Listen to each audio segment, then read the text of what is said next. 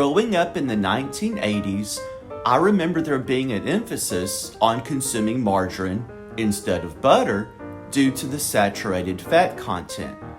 It is hard to believe that margarine was ever considered a healthier option, since now we know that trans fats are bad for you.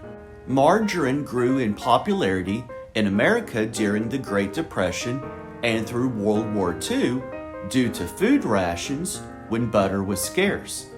In retrospect, we have consumed naturally occurring saturated fats for thousands of years.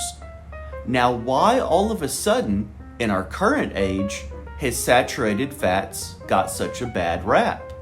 The debate on saturated fats is not black and white.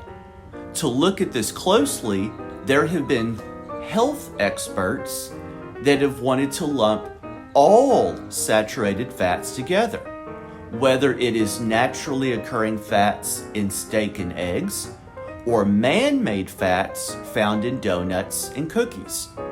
That is how they've been able to demonize saturated fats, is to say that fats in eggs is no different than the fat in a donut, which is simply not true. Natural saturated fats alone, in moderation, should not result in health decline. Once sugar and refined carbohydrates are incorporated in with the foods containing the fats, that is where ultimately the problem lies. A clinician once said, "Nature does not make bad fats, factories do."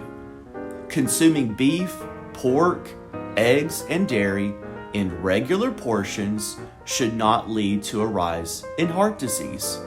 However, eating breakfast pastries and desserts, for example, can. The key to all of this is the sugar content. One important fact to note is that more doctors recommend their patients take an omega-3 supplement such as fish oil because it is good for heart health, which I completely agree with. The irony is that fish oil is a saturated fat. Now that we have a clearer picture that saturated fats found naturally in foods are not the cause, man-made fats, sugar, and processed foods are the culprit. If you like eggs for breakfast and a steak for dinner, enjoy.